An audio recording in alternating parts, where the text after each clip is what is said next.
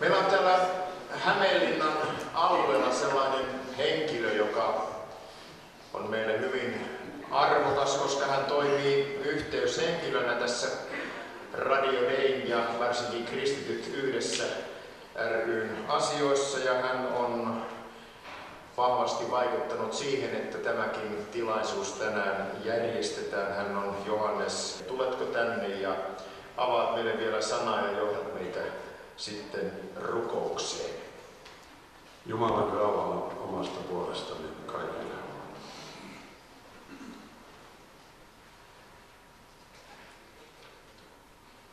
Luen täältä Jumalan sanaa lyhyesti tähän loppuun. Täältä Johanneksen evankeliumin ensimmäisestä luvusta jakeesta 14. Sana tuli lihaksi ja asui meidän keskellämme, ja me katselimme hänen kirkkauttansa, sen kaltaista kirkkautta kuin ainokaisella pojallaan isältä, ja hän oli täynnä armoa ja totuutta. Sana tuli meitä lähelle, tuli lihaksi. Ja tuo Jumalan kirkkaus loistaa siitä sanasta. Radio Dei on lähellä ja sieltä loistaa tämä sama sana. Ja Jumala aikanaan antoi Moosekselle 10 käskyä kivitauluissa. Se on maailman suurin media.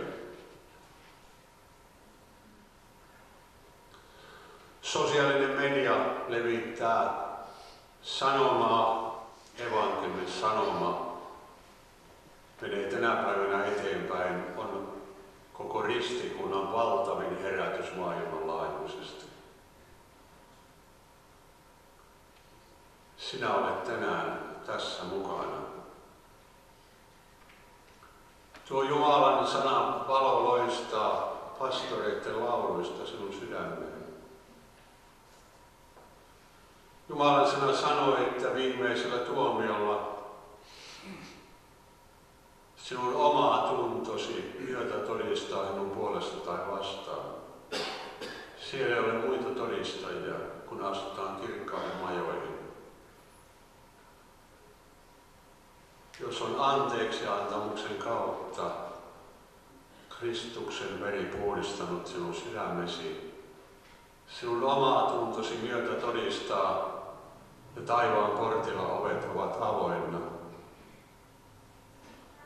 Mutta jos sinun oma tuntosi ei myötä todista, vaan todistaa sinua vastaan, että siellä on sitä ja tätä, sinä joudut tilinteon hetkeen siellä taivaan porteilla.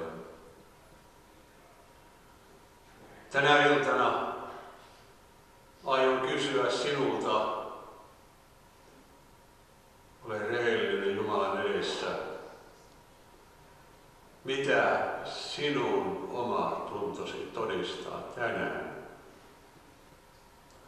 Jos se myötä todistaa sinun puolestasi, niin tänään sinulla on siunausten hetki. Sinä saat Jumalan voiman kosketuksen. Mutta jos se ei myötä todista sinua, tänään sinä olet puhdistuslähteellä. Ja sinun sydämesi pestään puhtaaksi. Ja se alkaa myötä todistamaan Kristuksen edessä. Tämä on evankeliumin valo, joka loistaa sinun sydämeesi. Olemme tässä Jumalan kasvojen edessä. Hiljennymme nyt rukoukseen. Herra Jeesus Kristus.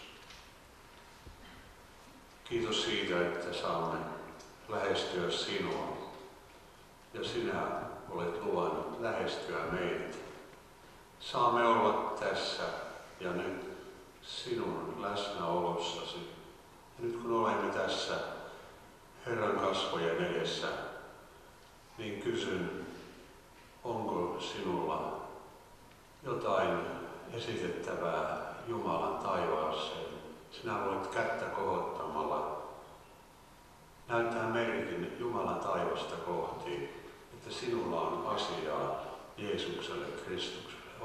ja sellaisia. Nyt voit kohottaa, on paljon käsiä. Olemme tässä Herran edessä ja siellä perällä on ja siellä on ja täällä on vielä ja siinä on vielä. Ja sitten myös olemme rukoilleet sairaiden puolesta. Monet ovat saaneet Jumalan voiman kosketuksen ja sairaat solut ovat sulaneet ja terveitä on tullut tilalle. Onko täällä sairaita, joita vielä voimme tässä muistaa? Siellä on ja siellä ylällä on ja täällä on paljon sairaita. Asko voi aloittaa tässä rukoilua. Olepa hyvä. Kiitämme sinua, Herra, että olet täällä läsnä sanasi ja pyhän henkesi kautta. Sinä, Herra, joka olet kaikkivaltias, sä myöskin näet yksityiskohtia myöten meidän elämämme. Ja kiitos, että tässä hetkessä saan julistaa jokaiselle katuvalle sielulle Jeesuksen nimessä ja veressä kaikki synnit anteeksi. Halleluja! Ja me kiitämme, Herra, että täällä samalla liikkuu sinun parantava kätesi. Me iloitsemme siitä, että voitto on varma. Se on jo saatu Golgatan ristillä. Halleluja! Kiitos, että kosketat parantavasti täällä tänä hetkenä. Annamme sinulle ylistyksen, kunnian ja kiitoksen. Halleluja! Jumalan henki liikkuu täällä.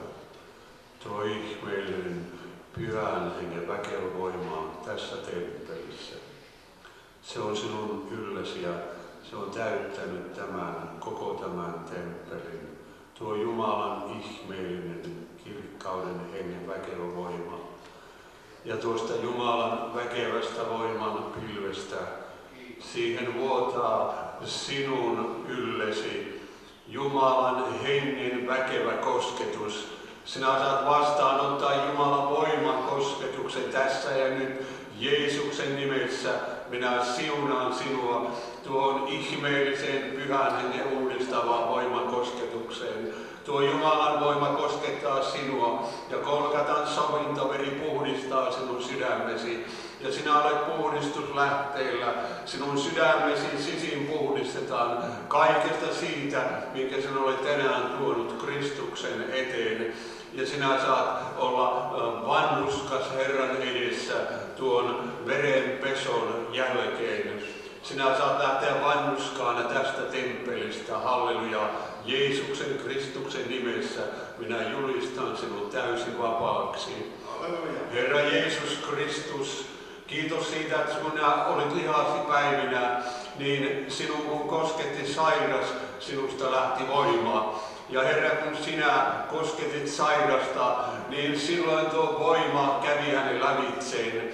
Kiitos Herra, että tuo sama voima, se on sama eilen, tänään ja iankaikkisesti. Tuo ihmeellinen Jumalan parantava voima, se on liikkeellä tässä temppelissä tänään.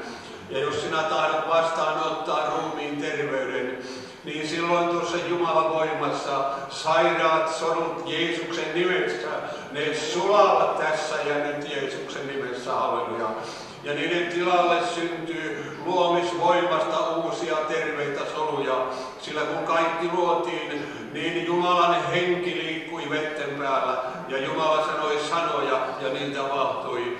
Ja kun Jeesus Kristus oli lihansa päivinä, niin hän lähetti sanan ja Jumalan voima kosketti. Se sulatti sairaat solut pois ja tuli uusia tilalle pyhän hengen luomisvoimasta, halleluja. Nuo luomisvoimat ovat liikkeellä tässä temppelissä, halleluja. Tänä iltana tapahtuu väkeviä tekoja täällä ja monet saavat todistaa, kun he käyvät lääkäreillä ja laboratorioissa, niin heidän arvonsa muuttuvat. Ja Herra Jeesus Kristus, hän kirkastaa evankeliumin todeksi sitä seuraavien merkkien kautta Jeesuksen Kristuksen nimessä. Aamen. Aamen.